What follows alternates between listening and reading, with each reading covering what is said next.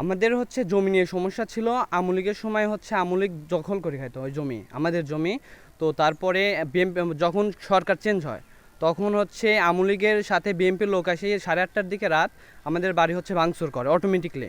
মানে তাও আমাদের বাসায় ভাঙচুর করে আমাদের বাসার মধ্যে ঢুকে আমরা যখন ওরা আপাতত 30 জনের মতন লোক ছিল, 30-35 জনের লোক ছিল।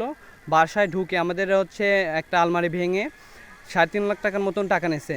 আমরা মনে করেন জীবন বাঁচানোর জন্য উপরে আমাদের ছাদের উপরে যে আমরা আশ্রয় নিয়েছিলাম।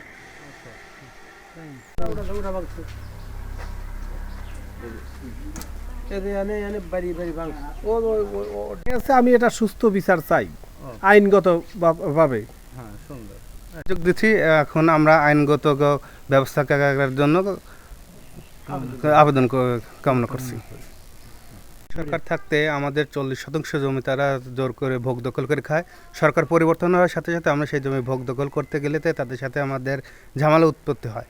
তখন রাত 8:30টার দিকে বামন্দি গ্রামে আওয়ামী লীগ বিএনপি যৌথভাবে এসে অতর্কিতভাবে আমাদের বাড়িঘরে হামলা করে। আমাদের 2টা পেঁয়াজ থোকা ঘর এবং আমাদের বিল্ডিংয়ের 5টা থাই গ্লাস, একটা মেশিন এবং টিলার একটা সেচ মেশিন এবং আমাদের বেলকনি গ্রিল ভেঙে ভিতর থেকে 2 লক্ষ টাকা বামন্দি চাঁদু মোল্লার ছেলে এবং নিয়ে চলে যায়। তাতে আমাদের সব মিলে আনুমানিক 5 লাখ 5.5 লাখের মতো ক্ষতি করতেছে।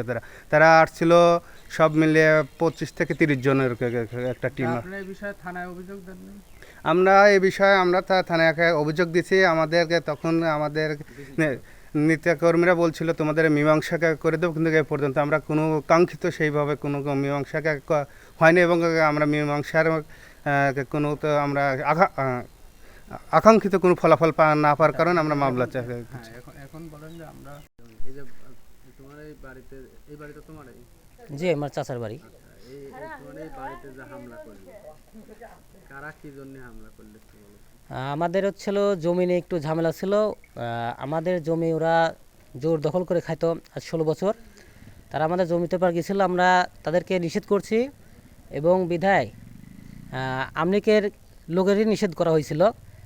সে অতীতেও আমাদের সঙ্গে ঝামেলা করছে, তাকে কিছু হয়তো বা ধাক্কাধাক্কি হয়েছিল।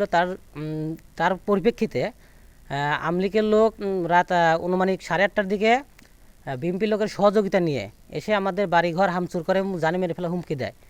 এবং এটার মূল কারণ হচ্ছে আমলিকের কাছ থেকে বিএনপির লোক যারা আছে, যেমন মাসুম বিল্লাহ, রাজ্জাক, প্রফেসর রাজীব, আমলিকের যারা ছাত্রলীগ করতে ভবিষ্যতে, তাদের কাছ থেকে টাকা খেয়ে, বড় অঙ্কের টাকা খেয়ে তারা এসে আমাদের বাড়িতে হামলা করে।